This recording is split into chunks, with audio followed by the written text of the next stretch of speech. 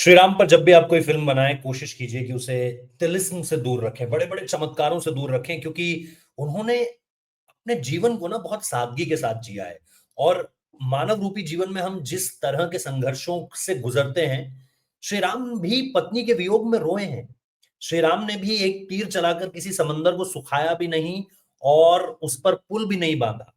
उन्होंने हाथ जोड़कर 3 दिन तक समंदर से रास्ता मांगा है। 3 दिवस तक पथ मांगते रघुपति सिंधु किनारे बैठे पढ़ते रहे छंद अनुनय के प्यारे प्यारे। इन सारी चीजों के बीच में 14 साल के वनवास में न जाने ऐसे कितने ही किस्से हैं जहां पर आपको लगेगा एक मानव की तरह ही वो भी अपने जीवन को व्यतीत कर रहे हैं। चाहे वो सीता की खोज हो, चाहे वो बाली सुग्रीव का युद्ध हो, चाहे वो किष्किंधा कांड हो, चाहे वो अरण्य कांड हो, न जाने कितनी ही कहानियां हैं ऐसी। लेकिन इस फिल्म के टीजर का जब मैं रिव्यू करने जा रहा हूं, तो मैं सिर्फ आपको यही बताना चाहता हूं कि जो मैंने इसको, और मैंने कम से कम इसे 5-6 बार देखा है, ये टीजर मुझे मानवीय संवेदनाओं से बहुत दूर लगा। आपने वेस्ट वर्ल्ड को केटर करने के लिए जाहिर सी बात है 4,000 करोड़ लगाए, आप दुनिया में वैश्विक रिलीज करना चाहते हैं, सारी चीजें समझ में आती है। लेकिन जब आप इसका पहला ही सीन खोलते हैं ना, आपको अलग अलग फिल्मों के नाम याद आते हैं। शुरू करते हैं और उसके बाद बात भी करते रहेंगे कि क्या लग रहा है क्या नहीं। आप लोगों की राय आप लोग कमेंट बॉक्स में दर्ज कीजिएगा। अब ये पहला सीन है। और इस तरह के जो डीमंस होते हैं, मतलब इस तरह के जो राक्षस होते हैं, वो ना तो मानस में कहीं इनका जिक्र है, ना ही वाल्मीकि रामायण में। अब ये फिल्म जो है, ये वाल्मीकि रामायण पर बन रही है, ना कि तुलसीदास जी की रामचरितमानस पर। लेकिन वहां पर भी आपको ऐसे डीमंस देखने को नहीं मिलेंगे। और आप लोग, मैं किसी फिल्म का नाम नहीं लूंगा, किसी अंग्रेजी फिल्म का नाम भी नहीं लूंगा, बस मैं आपको ये बताना चाहता हूँ कि इस फिल्म के टीजर के इस पहले सीन में मेरे दिमाग में कम से कम 3-4 फिल्मों के दृश्य घूमे हैं। आप लोगों के भी अगर घूमे हैं तो आप लोग कमेंट बॉक्स में जरूर बता सकते हैं। आगे बढ़ते हैं। ये शायद मुझे लग रहा है या तो देवासुर संग्राम, या फिर तो रावण और कुबेर का युद्ध था, शायद उसका एक हिस्सा हो सकता है, या फिर बिल्कुल अंतिम पड़ाव युद्ध का।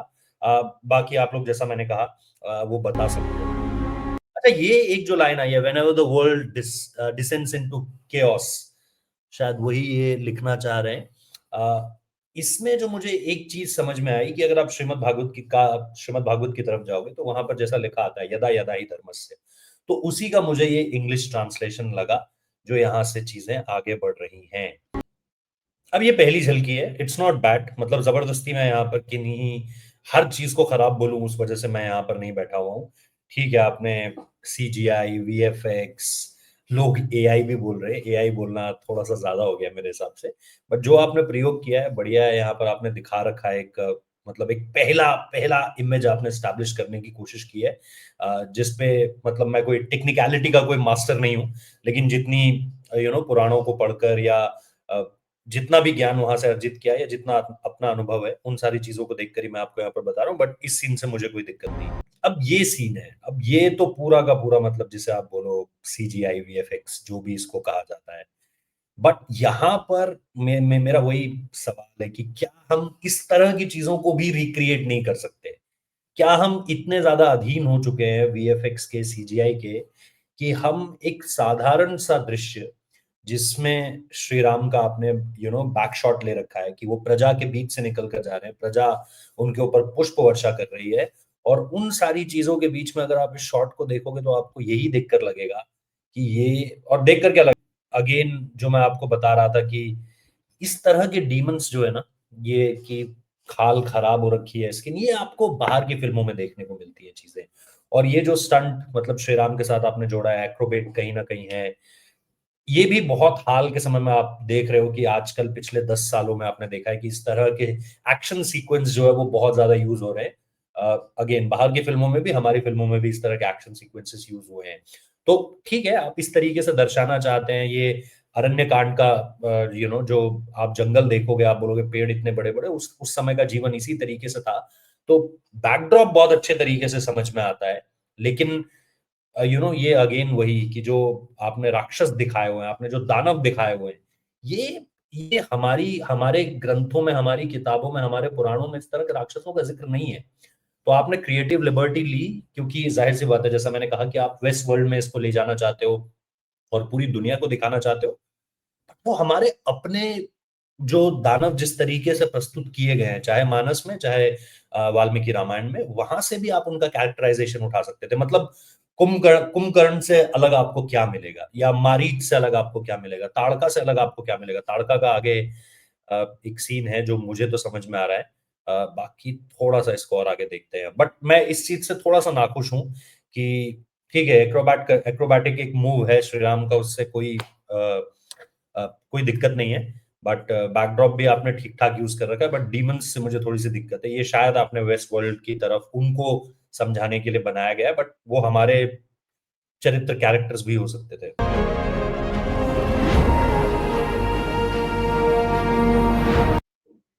अच्छा सीन है ये। पिनाक है जो शिव जी का धनुष था।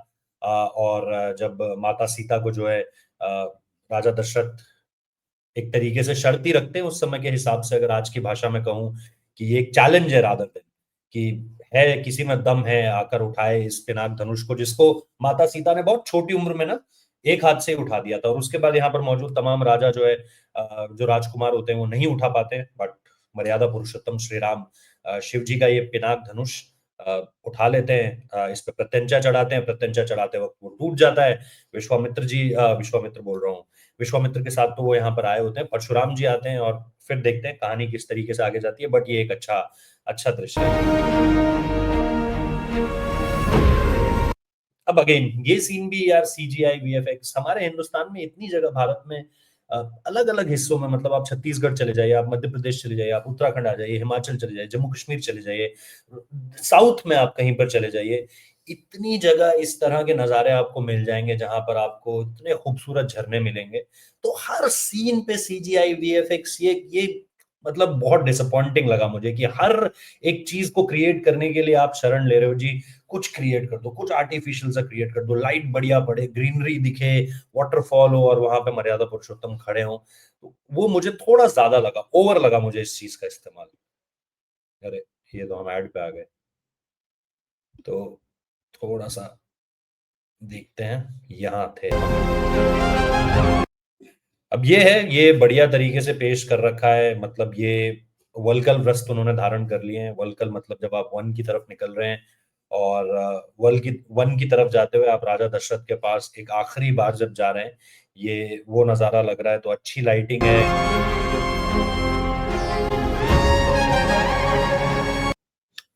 ये भी अच्छा दिखा रखा है, अच्छे तरीके से दिखा रखा है। अगेन इसमें मुझे नहीं आइडिया कि ये सीजीआई वीएफएक्स का कितना इसमें इस्तेमाल किया गया है, बट आपको ये चीज साफ तौर पर नजर आ रही है कि वो जो रोशनी है अयोध्या की, अच्छा किया है कि लाइट अगर आप देखोगे तो वो श्री राम, माता सीता और श्री लक्ष्मण जी पर है। और वहां से आप देखोगे कि जब वो आगे बढ़ रहे हैं, तो एक तरीके से ऐसा लग रहा है जैसे अयोध्या की रोशनी भी उनके साथ जा रही है। ये इसमें भी आपको दिखाई देगा, दो मशाल, और उसमें तीनों दिखाई दे रहे हैं। और जब तीनों निकल रहे हैं तो ऐसा लग रहा है अयोध्या से उसकी रोशनी जा रही है। डी नैक भाई 8 बार ऑस्कर्स जीत चुके हैं, वो आपको दिखाया गया है। अब आ रहा है ये एक ऐसा सीन जिसमें बहुत लोग डिवाइडेड हैं, बात करते हैं।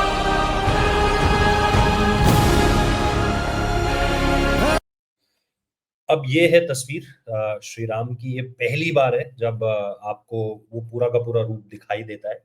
अब इसमें दो बातें हैं। अगर तो ये तस्वीर तब की है जब श्री राम वन से वापस आ चुके हैं, क्योंकि तब उनकी उम्र कहीं 39 साल है। वो 25 साल की उम्र में वाल्मीकि रामायण के हिसाब से वो 25 साल की उम्र में वनवास के लिए चले गए थे, और वो 14 साल वहां रहकर 39 साल की उम्र में वापस लौटे। रणबीर कपूर की उम्र जो है इस समय पे 42-43 साल है। तो अगर तो ये वहां से आने के बाद का दृश्य है, तब तो चेहरे पे ये जो एक अ, वो युवावस्था नहीं नजर आ रही है, एक प्रौढ़ता नहीं नजर आ रही है, जिसे या प्रौढ़ता नजर आ रही है, वो आप समझ जाओगे। लेकिन अगर ये पहला दृश्य है श्री राम का, जब उनको शुरुआत में एक राजकुमार की तरह पेश किया जा रहा है, तो फिर यहाँ पर रणवीर सिंह बोल रहा हूँ, रणवीर कपूर के चेहरे पे ना, वो ना तो उस तरह का वो काम है जो श्री राम के चेहरे पर एक कामनेस आपको दिखाई देती है ना। काम हिंदी वाला काम मत समझिएगा, वो जो CALM वाला काम है कि भाई एक चेहरे पर एक एक उस तरह का चरित्र आपको नज़र आता है जो जो अरुण गोविल बहुत अच्छे तरीके से आप और हम जानते हैं कि उनके चेहरे पे वो सौम्यता नज़र आती है, वो एक मुस्कान नज़र आती है। तो वो चीज़ रणबीर कपूर के चेहरे से गायब है यहाँ पर। तो अगर तो ये वनवास से वापस लौटने वाला दृश्य है, तब तो इसको जस्टिफाई किया जा सकता है। लेकिन 25 साल के श्री राम के चेहरे की सौम्यता और युवावस्था इस तस्वीर में नहीं नज़र आती है।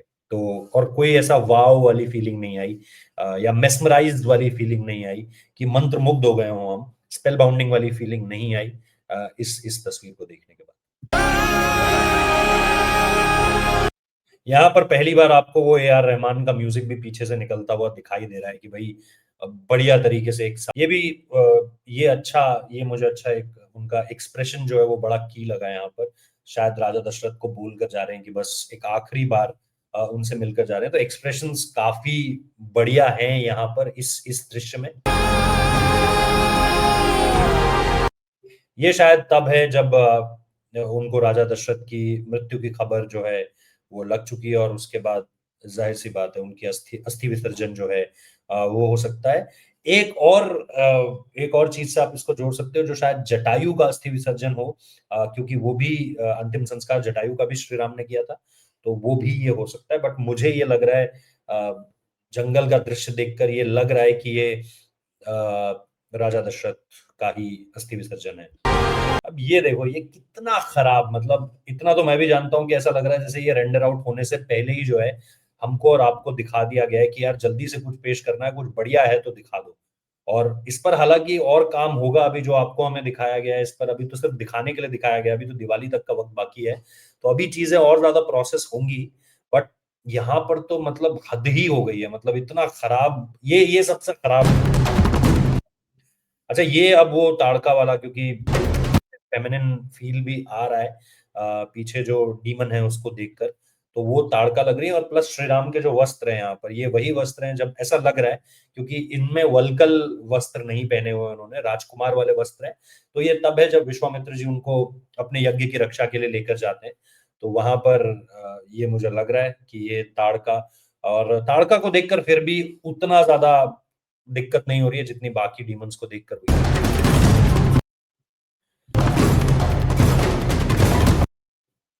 अब भाई साहब ये मुझे सबसे ज्यादा दिक्कत भरा लगता है। इसमें स्क्रीन ही बड़ी रखूंगा, अपने आप को छोटा रखूंगा, क्योंकि अ, श्री राम को मैंने फरसा चलाते हुए कभी नहीं देखा। आगे श्री राम तलवार भी चला रहे हैं, तो फरसा तलवार उनके पास, उनका धनुष हुआ करता था, उनके धनुष का नाम था सारंग। और दक्षिण में शायद उसको कुछ और कहते हैं, अगर मैं के से कुछ नाम था, मैंने शायद लिखा भी था यहाँ पर, बट कडंडधारी कहते हैं शायद, कडंड उसका नाम है, आप लोग कमेंट बॉक्स में बता सकते हो, बट सारंग श्री राम के धनुष का नाम है, तो कडंडधारी उन्हें कहते हैं। तो ये है। अब इसमें देखो सीजीआई जीएफएक्स कितना, मतलब अगर आप देखोगे, पहाड़ है, पहाड़ के नीचे रेगिस्तान है, समझ में आता है, जमीन सूखी जमीन, उस पे 3 पेड़ खिले हुए दिख रहे हैं यहाँ पर आपको, पीछे बर्फीले पहाड़ भी दिख रहे हैं। अब ये कहाँ, मतलब भूगोल के लिहाज से ऐसी कौन सी लड़ाई थी? क्या ये अगेन वही देवासुर संग्राम जो मैं कह रहा हूँ उस वक्त पर दिखाया गया है? पीछे आपको क्लियर नहीं लगेगा, लेकिन अगर आप इसे HD 1080 4K में देखोगे तो पीछे अरुण गोविल खड़े हैं। अब अरुण गोविल सुनने में आया कि दशरथ जी की भूमिका में है, तो उनका यहाँ पर रहना क्या बता रहा है? अगेन आप लोग अगर इसको समझ पाए तो मुझे जरूर बताइएगा। बट पेड़ भी हैं, 3 पेड़ दिखाई दे रहे हैं, सीजीआई ने जो क्रिएट किया है यहाँ पर, वो 3 पेड़ दिखाई दे रहे हैं मुझे। और पीछे आपकी पूरी की पूरी जो है वो बर्फीली चोटियां भी हैं। ये कहाँ पर है? ये कौन सा युद्ध लड़ा जा रहा है? क्योंकि श्रीलंका में तो ऐसा कुछ नहीं है, बर्फीले पहाड़ तो वहां बिल्कुल भी नहीं है। तो ये क्या हो सकता है? अच्छा, इस सीन पर जाने से पहले, क्योंकि ये मुझे सबसे अच्छा सीन लगा जिसमें एक्सप्रेशन बहुत अच्छे हैं, बैकग्राउंड म्यूजिक अच्छा है, वो जो आपने पूरा का पूरा जो आप एक्शन देखोगे आगे वो अच्छा है। बट श्री राम को इतनी बार क्रोध में भी मैंने कहीं नहीं देखा। वो है ना कि बोले राम सकोप तब भय बिन होए न प्रीत। एक ही बार गुस्सा आता है उनको, पूरी की पूरी मानस, या फिर अगर आप वाल्मीकि रामायण देखो, जब वो समंदर से रास्ता मांगते हैं, और वो भी उनके पूर्वज हैं राजा सगर के नाम ही सागर, जो रघुवंश है उसमें उनके पुरखे हैं राजा सगर। तो उनसे नाराज है वो कि मैं 3 दिन से रास्ता मांग रहा हूं आपसे कि मेरी सेना को पार करना है, आप मुझे रास्ता दे दीजिए, लेकिन आप मुझे रास्ता नहीं दे रहे हैं। तो वहीं पर उनको पहली बार एकमात्र गुस्सा आता है, उसके अलावा श्री राम को कहीं पर भी पूरी रामायण में गुस्सा नहीं आया है। यहाँ पर थोड़ा-सा वो भी मुझे लगा कि फरसा है, तो भी गुस्सा है, हिरन पर तीर चला रहे हैं, तो भी गुस्से में है, तलवार दिख रही है, तो भी गुस्से में है। न जाने और पूरी फ़िल्म में कितनी बार गुस्से में सीन है दोस्तों, ये यश का आई थिंक बैक लुक है क्योंकि वो सुनने में आया था कि रावण का रोल प्ले करेंगे और फिर जो मतलब आदिपुरुष के चमगादड़ से तो क्या ही बोलना आदिपुरुष तो ख़ैर ओम राउत को बैठाकर दिखाना चाहिए। ये थोड़ा-सा तो ये भी उन्होंने बता दिया है भाई कि वो क्या कर सकते हैं, 8 ऑस्कर्स उनको क्यों मिले हैं। पुष्पक विमान सचमुच में ऐसा लग रहा है इतना भव्य, इतना दिव्य जिसमें श्री राम खुद आखिर में जब जीत ली थी लंका, उसके बाद इसी में वो वापस अयोध्या आए थे, जो कहीं-कहीं इसका चित्रण है भी। तो पुष्पक विमान बहुत भव्य दिखाया गया है बट बहुत सारी चीज़ें और हैं, जो कहीं न कहीं एक तो हनुमान जयंती के दिन रिलीज़ किया और हनुमान जी का कुछ इसमें अंश नहीं था। हालाँकि मुझे ये समझ में आ रहा है कि ये लोग कहीं न कहीं ऐसा करेंगे कि अलग-अलग चैप्टर्स लाएँगे, माता सीता का होगा, हनुमान जी का होगा, फिर श्री राम का तो आपको यहाँ पर देखने को मिला ही। बट उनकी कोई बाल लीला भी नहीं थी, कोई बाल स्वरूप का भी चित्रण यहाँ पर नहीं है। तो ऐसी कुछ चीज़ें थी जो मुझे मिसिंग लगी बट चमत्कारिक बहुत ज़्यादा लगे, गुस्से में बहुत ज़्यादा लगे। बाकी तो बहुत सारी चीज़ें हैं जो लोग कह रहे हैं, बहुत लोग ये भी कह रहे हैं कि अरे नहीं, ये तो वही शख्स है जिसने कहा था कि मैं बीफ खाता हूँ, वो शख्स कैसे जो है वो राम का रोल प्ले कर सकता है। अगेन लोगों की भावनाएँ हैं, अगर वो हर्ट हुई हैं किसी समय पर उनके किसी स्टेटमेंट से, तो पास्ट तो आप अपना मिटा नहीं सकते। खास तौर पे current day and as per. तो ये चीज़ है और देखते हैं आगे जब और झलकियाँ इसकी निकल कर आएँगी तो देखते हैं किस तरीके से चीज़ें आगे बढ़ती हैं। बट आप लोगों को कैसा लगा ज़रूर बताइए कमेंट बॉक्स में और लाइक, शेयर, सब्सक्राइब ज़रूर कीजिएगा।